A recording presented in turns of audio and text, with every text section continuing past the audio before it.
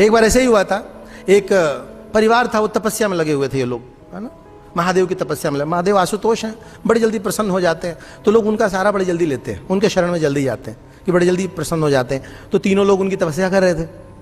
अब तपस्या कर रहे थे तो पार्वती जी बड़ी जल्दी प्रसन्न हो गई।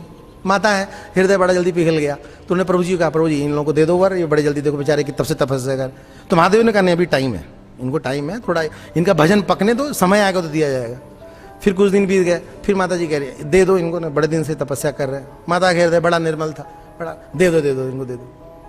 तो महादेव ने सोचा कि चलो ठीक है, हमने तो कह दिया कि अभी समय नहीं आया, लेकिन फिर भी आप कह रही हैं तो ठीक है।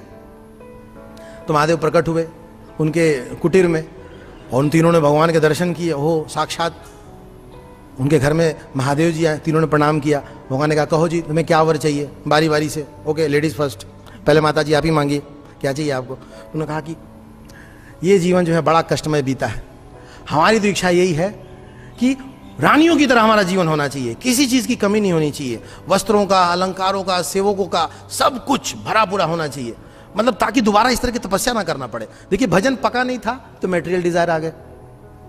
महादेव ने कहा तथास्तु, गायब हो गई वहां से।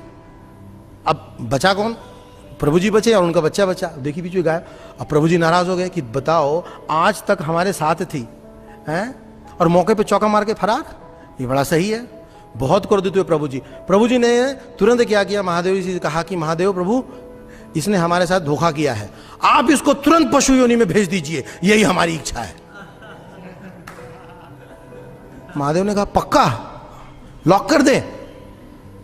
तथास्तु, वो तुरंत पशु योनि में चली गई।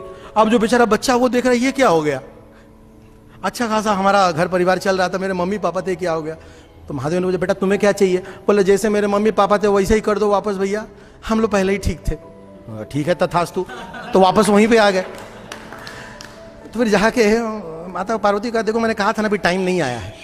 तो उसी तरह हम लोग कई बार प्रयास करते हैं और हमें लगता है कि हमें हमारी चीज़ें हमारे अकॉर्डिंगली होनी चाहिए, पर गुरुजन है, भगवान है, या जो पूरा सिस्टम है वो ऐसा डिज़ाइन किया गया है कि हर व्यक्ति को उन्हीं चीज़ों को दिलाया जाता है जिस चीज़ की उनको आवश्यकता होती है।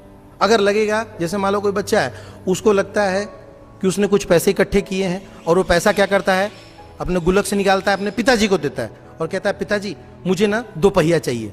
तो पिताजी जाते हैं और साइकिल लेके आते हैं, बोलता है 2 पहिया का मतलब मैंने मोटरसाइकिल समझा था। तो पिताजी कहते हैं नहीं, 2 पहिया में अभी साइकिल ही ठीक है, कुछ समय के बाद आपको वो वाला 2 पहिया मिलेगा। तो वो हमारे पिता हैं, उनको पता है कि हमें किस चीज़ की आवश्यकता है। तो इसलिए हमारा कर्तव्य यही बनता है कि हर चीज़ के पीछे हम भगवान की कृपा समझें, उन्हीं का आदेश समझें। और हम जीवात्मा हैं, जैसे बताया जाता है कि जीवेर स्वरूप है कृष्णेर नित्य दास, हम भगवान के नित्य दास हैं। हमारा कर्तव्य बस सेवा करते रहना, और वो हमारे स्वामी है, समय पे उनको जो उचित लगेगा हमारे को देंगे, और जब लगेगा तब हमारे को देंगे। और हमें क्या करना चाहिए, जाहे विधि राखे राम ताहे विधि रहिए, जैसे भगवान हमें रख रहे हैं उस परिस्थिति में हमें अपने आप को रखना चाहिए।